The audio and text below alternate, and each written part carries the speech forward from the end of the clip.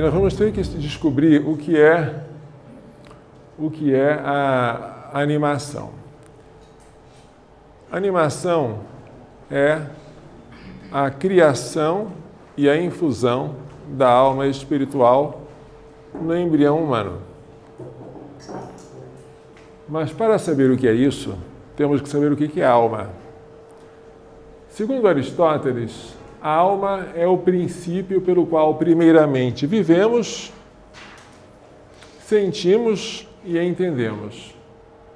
Vivemos, sentimos e entendemos.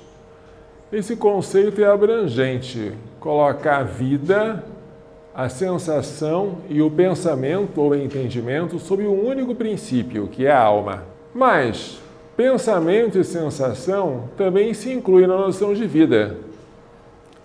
A vida inclui o pensamento, inclui a sensação, por isso a definição aristotélica pode se resumir em a alma é o princípio vital. Repetindo, em vez de dizer é o princípio pelo qual primeiramente vivemos, sentimos e entendemos, pode simplesmente dizer a alma é o princípio pelo qual primeiramente vivemos, porque sentir e entender são operações vitais também. Tá? A alma é o princípio vital. Definição simples e completa. Há 3 espécies de alma, de acordo com as operações que o vivente desempenha. São elas: a alma vegetativa, que preside a conservação do indivíduo pela alimentação e crescimento, e a conservação da espécie pela reprodução. Ela é própria dos vegetais. Os vegetais têm essas 3 operações: nutrição, crescimento e reprodução. São as operações básicas de um ser vivo. A alma sensitiva preside as sensações, os apetites e a locomoção. Ela é própria dos animais. A alma intelectiva ou racional preside o entendimento e a vontade. Ela é própria do homem, animal racional. Quantas almas tem um ser vivo? Uma, e apenas uma.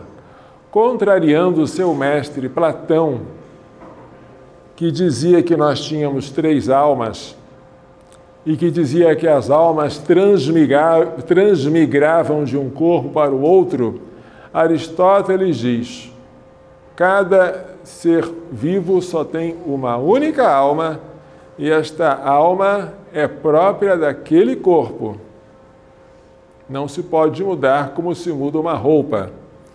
Então Aristóteles era contrário à reencarnação e contrário à multiplicidade de almas em um único corpo. Nisso ele corrigiu com brilhantismo os erros do seu mestre Platão. Mas se um indivíduo só tem uma alma, como ocorre isso? Nos animais, a alma sensitiva responde também pelas faculdades nutritivas. No homem, a alma racional responde também pelas faculdades nutritivas e sensitivas.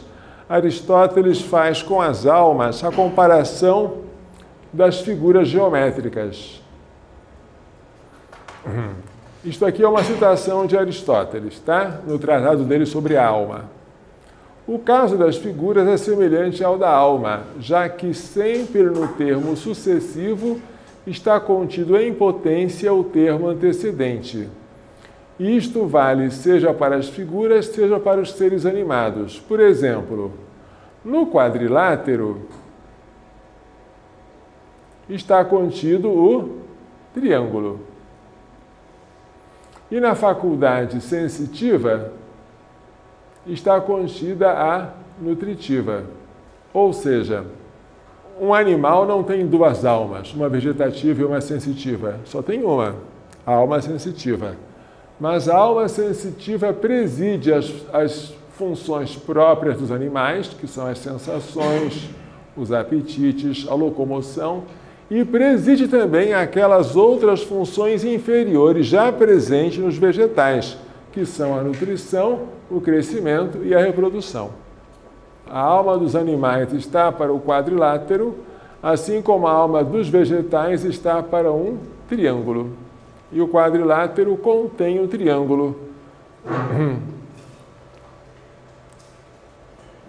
E a alma do homem?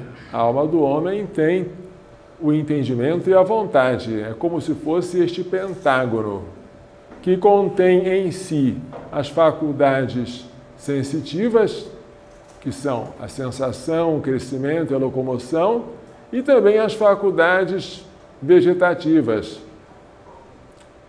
que são a alimentação, o crescimento e a reprodução.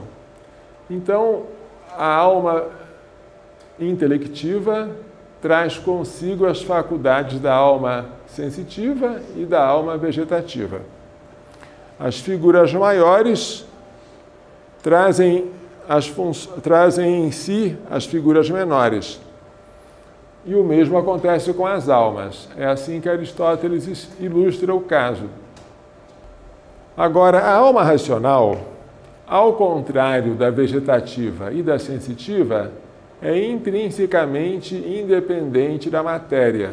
Ela tem natureza espiritual e é criada diretamente por Deus.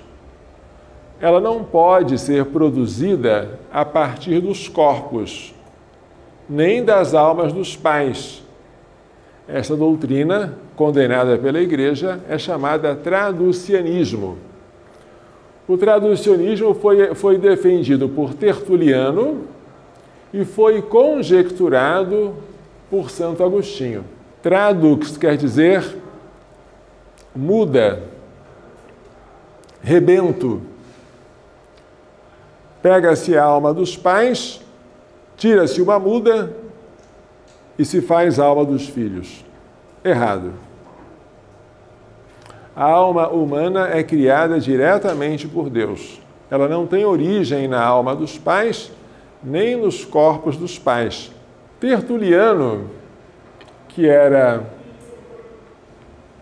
materialista, é incrível como uma pessoa da inteligência dele, da riqueza de cultura, afirmasse que a alma era corporal. Ele dizia que a alma do filho vem a partir da alma do pai, mas que ambas as almas são corpóreas. Santo Agostinho, que não aceitava a ideia de que a alma fosse corpórea, achava que a ideia de uma alma provir da outra alma era muito atraente para explicar o pecado original. Se nós tivéssemos as nossas almas vindas de Adão, então isso explicaria porque até hoje estamos sofrendo as consequências do pecado dele. Mas ele nunca chegou a afirmar, ele só supôs, sentiu-se atraído, não conseguiu provar e não conseguiu rejeitar também. Santo Agostinho, que eu saiba, viveu e morreu sem chegar a uma conclusão definitiva sobre a origem da alma. Mas hoje o catecismo nos dá isso de presente. Catecismo número 366. A Igreja ensina que cada alma espiritual é diretamente criada por Deus, não é produzida pelos pais e é imortal. Ela não perece quando dá separação do corpo na morte e se unirá novamente ao corpo na ressurreição final. Este parágrafo é riquíssimo. Ele fala sobre a origem, sobre a natureza, sobre o fim da alma. A natureza espiritual, origem, criada diretamente por Deus, não é produzida pelos genitores ou pelos pais, nem pelo corpo, nem pela alma deles. É imortal, ou seja, não perece no momento da morte, no momento em que o corpo se separa dela. E ela vai se unir novamente ao corpo no momento da ressurreição. Esta é a nossa fé. A doutrina cristã tem a ressurreição como um dos seus artigos.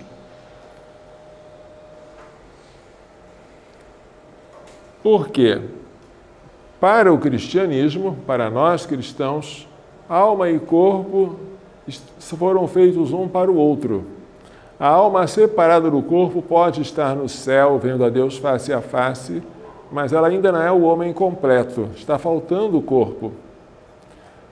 O homem só vai gozar da felicidade de modo acabado quando não apenas a alma, mas também o corpo for glorificado.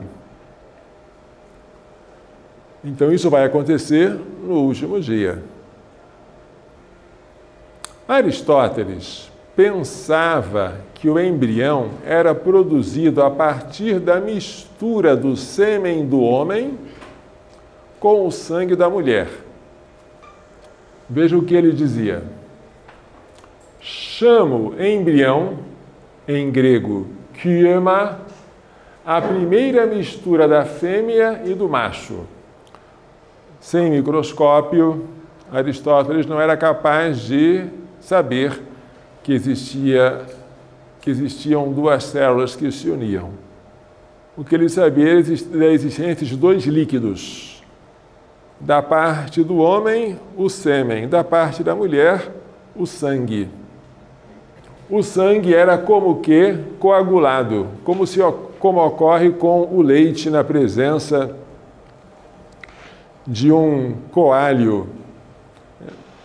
Então, o sangue da mãe era coagulado pela influência do sêmen e daí se desenvolvia o embrião humano.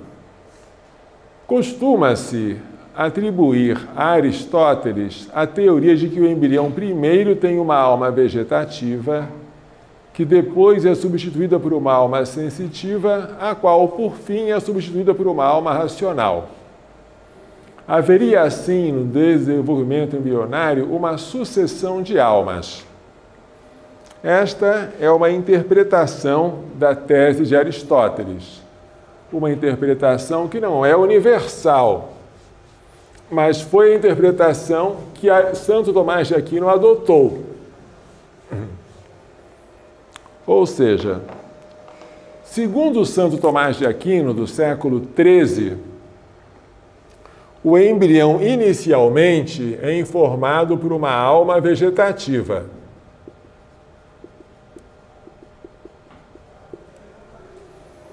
Quando esta se corrompe, dá lugar a uma alma sensitiva.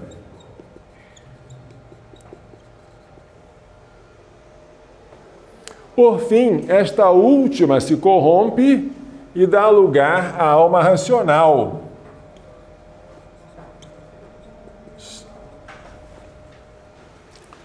Que, por ser espiritual, diferentemente das outras inferiores que são intrinsecamente dependentes da matéria, esta alma aqui, ela é criada por Deus. Criada diretamente por Deus.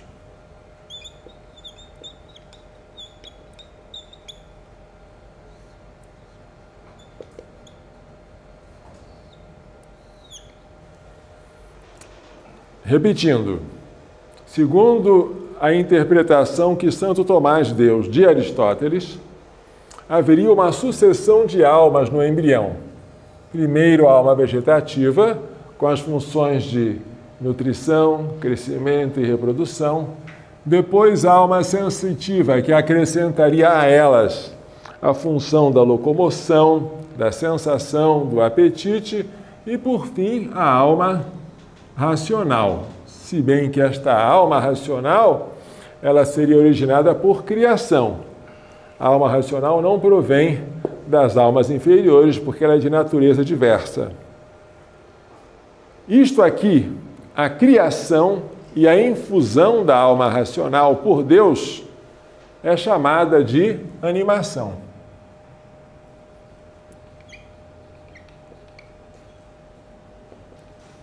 A animação, portanto, quando nós estamos referindo a esse assunto, é a criação da alma racional por Deus e a infusão dela no embrião humano. Esta animação, prestem atenção, ela não se daria no momento da concepção, não se daria na mistura do sêmen com o sangue, mas daria no momento posterior, tá? Qual seria esse momento? Este momento seria 40 dias para o embrião masculino e 90 dias para o embrião feminino.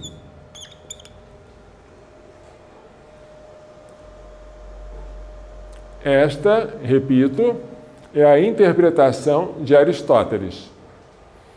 Esta tese é chamada de animação mediata ou retardada. Por quê? A criação e infusão da alma não se dá no momento da concepção, mas se dá no momento posterior. O interessante é perguntar por que esses dias e essa diferença de dias. É porque Aristóteles fala que quando a criança é um menino, a mãe começa a sentir os primeiros movimentos aos 40 dias. Quando é uma menina, aos 90. Se é de um sexo, o movimento do lado direito. Se é do outro sexo, o movimento do lado esquerdo. Mas Aristóteles diz que isso também não é uma regra geral, que pode haver variações. Ele fala só de movimentos, mas esses movimentos foram interpretados como o momento em que o embrião recebe uma alma espiritual, o que é muito mais do que Aristóteles disse. Mas isso entrou para a tradição. O embrião masculino, excluindo o embrião de Jesus. Excluindo, né? Porque nunca se admitiu que para o embrião de Jesus isso aqui acontecesse. O embrião masculino, ele seria animado aos 40 dias e o embrião feminino aos 90. Tá? Bem, então haveria aqui uma progressão de almas e uma animação mediata ou retardada. Tá bom? Esta é uma tese defendida por Santo Tomás, interpretando Aristóteles. Bem, um outro contemporâneo de São Tomás, Santo Alberto Magno, que foi inclusive mestre de Santo Tomás de Aquino, nasceu antes e morreu depois dele. Santo Alberto Magno interpretava Aristóteles de maneira diversa. Segundo Santo Alberto Magno, o embrião humano, antes de receber de Deus uma alma racional, não possuía alma nenhuma. Mas então, como é que acontecia isso? Para Santo Alberto Magno, o embrião tinha primeiro atividades vegetativas, depois atividades sensitivas, sem alma. Como é que pode isso, hein?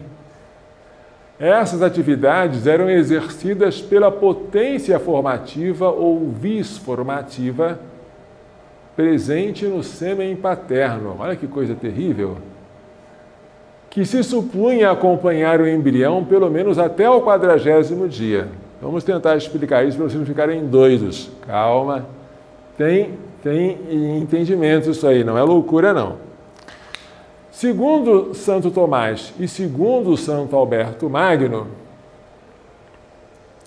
o embrião, aos 40 dias, recebia uma alma espiritual, racional, criada por Deus. Só que, para Santo Tomás, antes havia uma alma vegetativa e uma sensitiva. Para Santo Alberto Magno, antes da alma racional, não havia alma nenhuma. Aqui é embrião sem alma. Escrevi aqui, olha. Embrião sem alma, daqui para cá. Mas então, como é que o embrião crescia? Como é que o embrião se nutria? Como é que o embrião se mexia? O embrião, prestem atenção, quando ele era formado, ele recebia o sêmen do pai, deixa eu colocar o sêmen aqui, que juntamente com o sangue da mãe,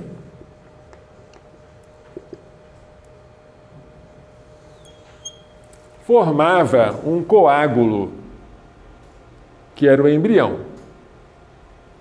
Mas, prestem atenção, o sêmen do pai, segundo a embriologia da época, ficava presente em volta do embrião durante muito tempo, pelo menos 40 dias. Por quê? Porque era tarefa do sêmen paterno construir o embrião, fabricá-lo. Havia no sêmen do pai uma potência, uma força chamada vis formativa, potência formativa, que era como um pedreiro que estava construindo uma casa. Era ele que formava. A mãe fornecia a matéria, o pai a forma. A mãe oferecia o sangue que era coagulado, mas o pai, através do sêmen, iria dar forma àquilo lá e iria construir o corpo da criança. Tá? Segundo Aristóteles, a fêmea fornece a matéria e o macho a forma. A fêmea é passiva, o macho é ativo. Então, postulava-se a presença do sêmen durante 40 dias, acompanhando o embrião, até que ele adquirisse um estágio de desenvolvimento tal que a matéria se tornasse apta para a criação e infusão da alma racional. Então, a ideia da vis formativa, vou tentar escrever aqui, da vis formativa presente no sêmen, e é por isso que o sêmen era espumoso,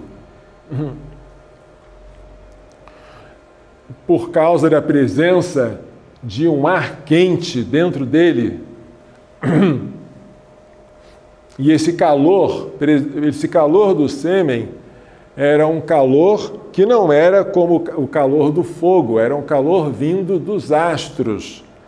Por isso que Aristóteles diz que o homem gera o homem com o sol. É diferente, porque havia 4 elementos: água, terra, ar e fogo. Mas o calor procedente, que é responsável pela geração, não é o calor do fogo, é o calor do sol. Certo? Então, veja bem, o sêmen do pai fazia então com que o embrião fosse formado. Para Santo Tomás, havia uma mudança de almas, alma vegetativa e alma sensitiva. Para Santo Alberto Magno, não precisa de alma vegetativa nem de sensitiva. O sêmen do pai responde por todas as funções do embrião enquanto ele não for animado com uma alma racional. Essa é a tese de Santo Alberto Magno. Mas, curiosamente, nenhum dos dois disse: vamos jogar fora a vis formativa. Isso não precisa. Não, nenhum dos dois. Todos os dois acharam que a vis formativa era necessária. Era algo postulado, mas sem ela não funciona. Isso tem uma razão muito séria, que nós vamos explicar. Então vamos lá. Enquanto São Tomás defendia uma progressão de almas, Santo Alberto defendia também uma animação imediata ou retardada, mas sem progressão de almas. Só uma alma, que era racional ou espiritual, que era infundida com atraso, com 40 dias para o homem, 90 para a mulher. Tá? Mas por que a presença do sêmen materno envolvendo o embrião, que ainda não estava animado por uma alma racional? Por que os dois doutores, os dois santos doutores, achavam isso tão necessário? Proteger. Não é para proteger, não. Porque somente uma alma racional, olha só, somente uma alma racional, no caso a alma do pai, é que poderia dispor a matéria do embrião para receber de Deus por criação uma alma racional. Não entendi nada, padre. Vai devagarzinho que a gente vai explicar. A alma do pai agia formando o embrião através da vis formativa presente no sêmen. De onde veio o sêmen? Do pai. Mas o sêmen, quando estava dentro do pai, ele era informado pela alma do pai. Então agora, o sêmen já não está com o pai, o sêmen já está dentro do organismo da mãe e ele está agora plasmando, digamos assim, o embrião. Mas como é que eu vou fazer com que este corpo do embrião esteja preparado para receber uma alma racional? A alma racional não se infunde numa pedra, não se infunde em alguma coisa despreparada, tem que estar numa matéria apta. Quem é que vai fazer com que a matéria do embrião seja disposta para receber a alma racional? Resposta que Santo Tomás diz: só quem pode dispor o corpo para prepará-lo para receber uma alma, tem que ser uma alma. A alma é que dispõe o corpo, a alma é que tem essa função. Mas alma de quem? Tem que ser uma alma racional. Por quê? Porque eu estou preparando o corpo para receber uma alma racional. Então tem que ser uma alma racional que prepare esse corpo para receber uma alma racional. Mas quem é que tem essa alma racional? O pai. O pai é racional. O pai, com a sua racionalidade, ele age à distância, através da vis formativa presente no sêmen, para formar a matéria, para dispor a matéria, para prepará-la para estar no ponto de receber a alma racional por criação direta de Deus. E a mãe nessa história, hein? A mãe vai bem, obrigado. Ela fica quietinha aí. A mãe está muito bem. Mas calma, fica quietinha. Não se assuste com Aristóteles, nem com Santo Tomás, nem com Santo Alberto Magno, porque a lógica deles é maravilhosa. E vocês vão ver que os autores modernos não têm essa lógica. E se Santo Tomás e Santo Alberto estivessem agora na nossa época, eles seriam obrigados a mudar de ideia e não fariam o que os seus discípulos hoje estão fazendo. Vamos explicar para vocês. A alma do pai agia formando o embrião através da vis formativa presente no sêmen. Não se falava de uma ação da alma da mãe. Por quê? Segundo a biologia aristotélica, a fêmea fornecia apenas o elemento passivo, a matéria, enquanto o macho o elemento ativo, a forma. Essa é uma teoria, a teoria da animação retardada. Mas antes de Santo Tomás de Aquino, houve autores que defendiam a criação e a infusão da alma no momento da concepção. Esta tese é chamada de animação imediata.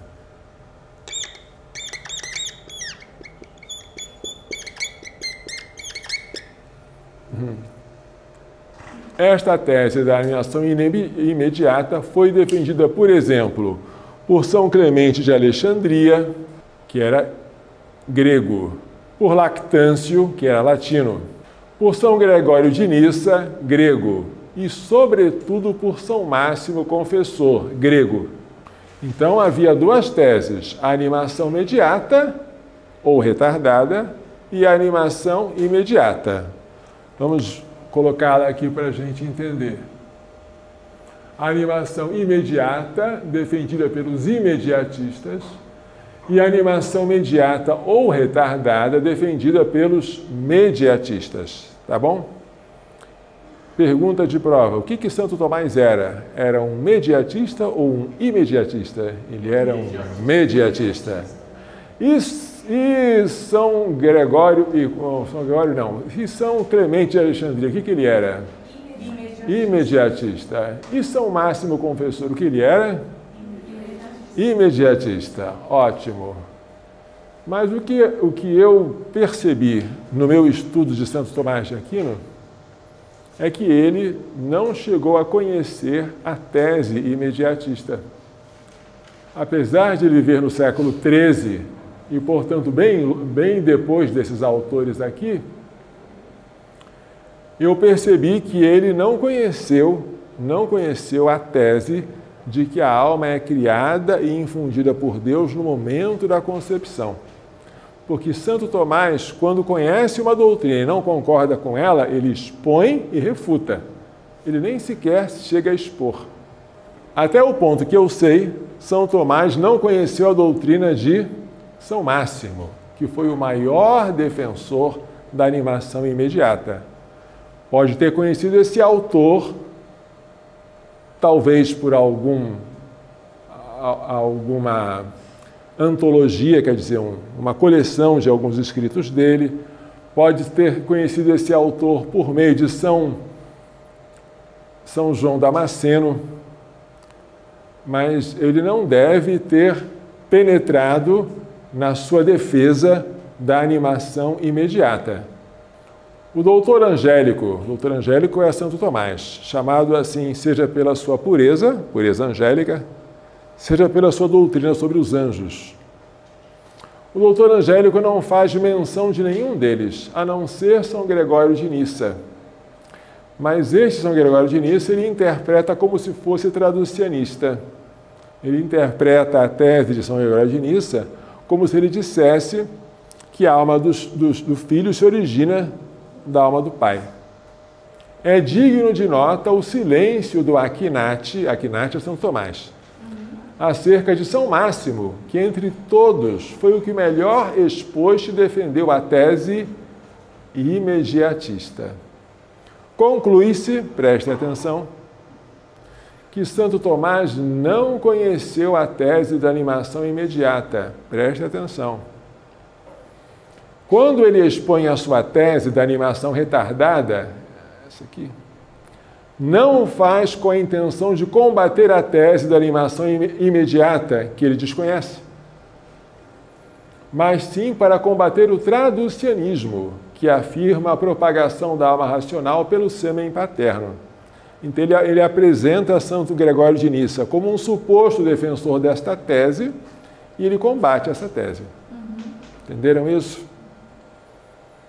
Mas o mais importante aqui é a coerência interna do pensamento desses mestres, que supera a dos mestres da atualidade. O que diria hoje Santo Tomás de Aquino? Hoje sabe-se que o embrião recém-concebido não é uma massa informe.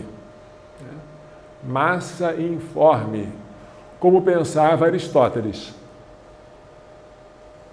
mas uma célula com incrível organicidade. Sabe-se ainda que o encontro do espermatozoide paterno com o óvulo materno é um evento marcante, não é um processo, é um evento.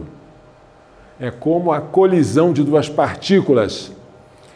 É algo que muda o antes e o depois. Transforma. O evento pode ser acidental, como numa colisão elástica, ou pode ser substancial, como numa reação química, em que os reagentes dão origem aos produtos. Mas o evento é uma coisa que ocorre num tempo significativamente pequeno, em relação ao que vem antes e ao que vem depois. É diferente do processo. O processo é alguma coisa paulatina, não é brusca. A penetração do óvulo pelo espermatozoide é um evento, não é instantâneo. O evento também dura um tempo, mas o tempo dele é bem pequeno em comparação com o que precede e aquilo que segue. Este evento produz a perda da individualidade dos gametas e o surgimento de um novo indivíduo. Os gametas deixam de existir como tais e surge um novo indivíduo, que agora é o ovo ou zigoto humanos. Sabe-se, por fim, que após a fecundação, fertilização do óvulo, que não se dá pela coagulação do sangue, como pensavam os antigos, Os espermatozoides restantes não permanecem por 40 dias, mas morrem logo. Ou seja, essa tese aqui é uma conjectura que se mostrou falsa, desmentida pelos fatos. E agora? Não se pode, portanto, recorrer à suposta vis formativa presente no sêmen paterno para explicar a disposição do corpo do embrião para receber a alma racional. Não pode mais isso. Então agora eu pergunto, como é que você hoje consegue ser mediatista? Essa é uma pergunta boa e eu quero resposta. Poderia o embrião por si mesmo, prestem atenção, poderia o embrião por si mesmo, sem uma vis formativa externa, preparar-se para a vinda da alma racional? Ou seja, poderia o embrião começar com uma alma vegetativa, depois ele próprio, por si mesmo, dar origem à alma sensitiva, e assim preparar-se por si mesmo para a chegada da alma racional por criação, sem o influxo externo da alma do pai? A resposta é não, de maneira nenhuma. Por quê? Porque uma alma inferior não seria capaz de produzir os órgãos de uma alma superior. Falando de maneira mais clara, embora menos precisa, uma alma inferior produz os órgãos da nutrição, crescimento e reprodução, mas não poderia, por exemplo, produzir os músculos, que são da locomoção, os ossos, os nervos, que são da sensibilidade. Isso aqui já seria tarefa da alma sensitiva. Então, a alma vegetativa, por respeito ao princípio de causalidade, não é capaz de produzir órgãos de uma alma que a supera. O efeito não pode superar a causa em perfeição. Estão entendendo isso, gente? A perfeição do efeito não pode superar a perfeição da causa. O embrião de Santo Tomás e de Santo Alberto Magno não tem potência ativa para se tornar um homem adulto. Não tem. O seu desenvolvimento depende de um agente externo, que no caso é a alma do pai, que age através do sêmen, através da vis formativa presente no sêmen, mas é absolutamente necessário isso aí. O embrião de Santo Tomás e de Santo Alberto, vocês vão errar isso na prova, porque em geral erram, mas estou dizendo agora, não tem potência ativa para se tornar um homem adulto. O seu desenvolvimento depende de um agente externo. Tá? O que é potência ativa? Qual a diferença entre ela e a potência passiva? Um tijolo, um monte de tijolos, pode se tornar uma casa? Não. Pode, desde que haja um pedreiro. Mas ele tem potência passiva para se tornar uma casa. Uma semente pode tornar uma árvore? Pode, mas não depende do pedreiro. Ela faz isso sozinha. Ela tem potência ativa. O embrião de Santo Tomás e de Santo Alberto não tem potência ativa. Ele depende de uma causa externa. Claro? Por que isso? Porque Santo Alberto e Santo Tomás respeitavam muito o princípio de causalidade. A perfeição do efeito não pode superar a perfeição da causa. Nunca eles disseram: a alma vegetativa prepara os órgãos para ver a alma sensitiva. Jamais. Porque se pudesse dizer isso, para que essa vis formativa? Vamos jogar isso fora.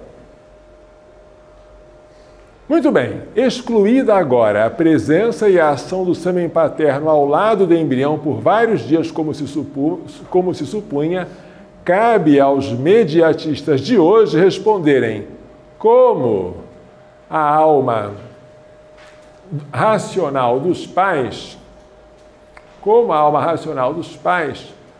pode exercer à distância uma causalidade eficiente na disposição da matéria do embrião.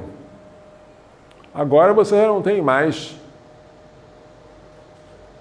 o sêmen paterno presente envolvendo o embrião e plasmando a ele.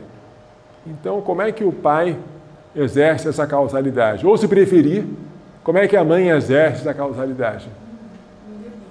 Há uma tentativa de solução proposta por uma autora mediatista francesa chamada Bénédicte Matonat.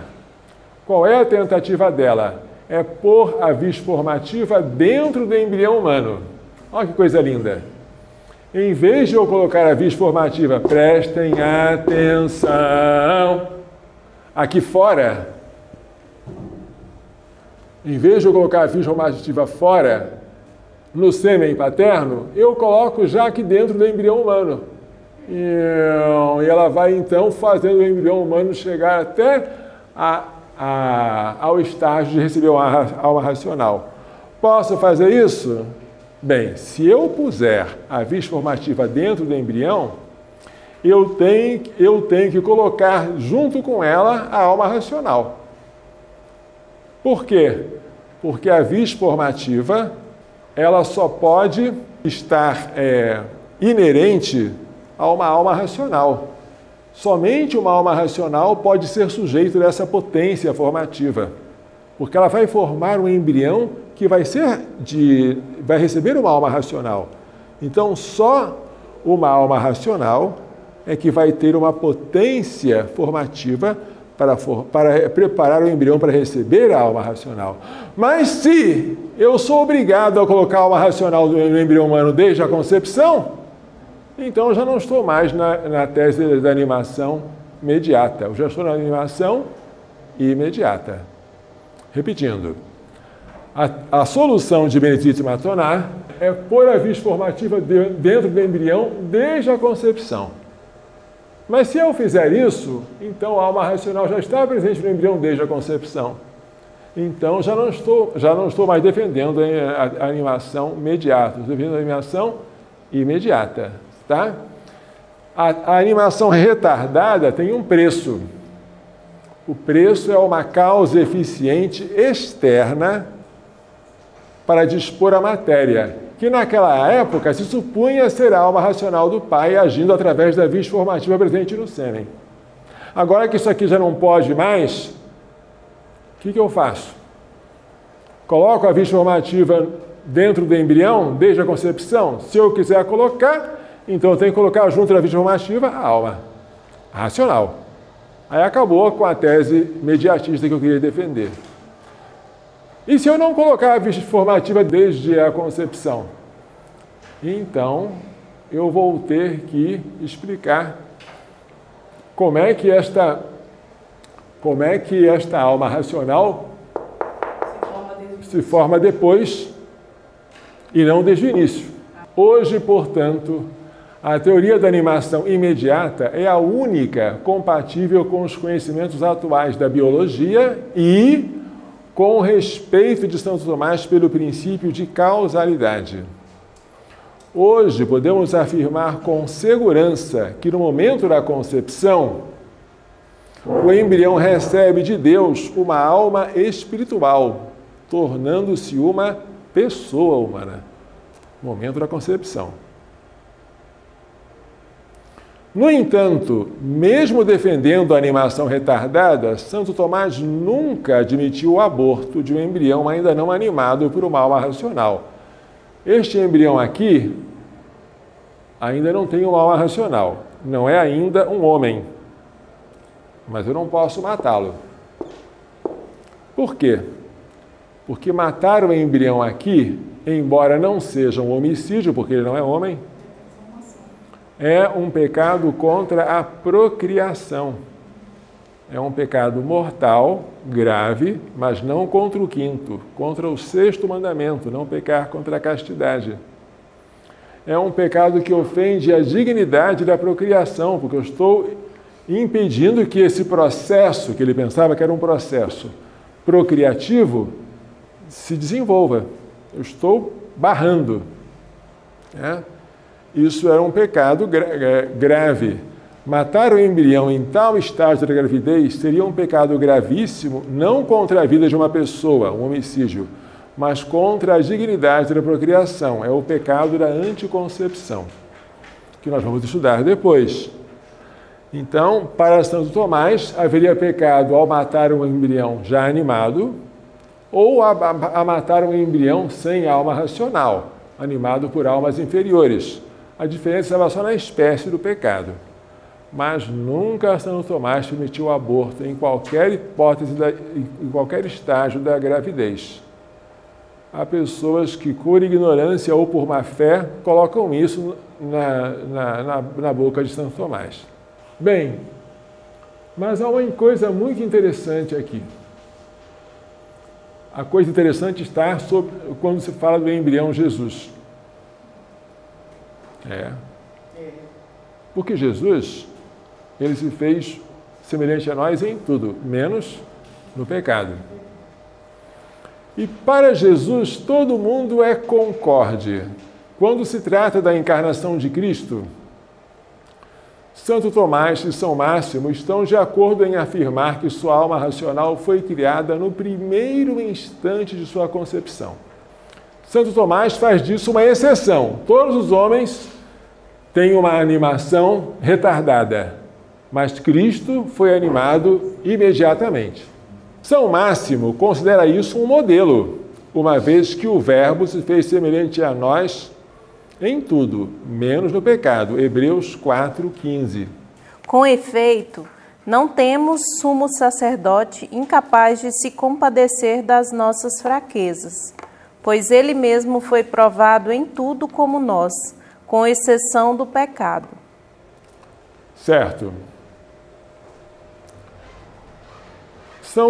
São Máximo, então, que defende a animação imediata, ele diz: Cristo foi animado imediatamente e nós também, porque ele se fez semelhante a nós em tudo, menos no pecado. Para São Máximo, a animação de Cristo é um modelo. Para Santo Tomás é uma exceção. Seja como exceção, seja como modelo, há um consenso admirável entre os padres e doutores sobre a animação imediata do corpo de Cristo. E segundo o Concílio Vaticano II, é Cristo que manifesta plenamente o homem ao próprio homem.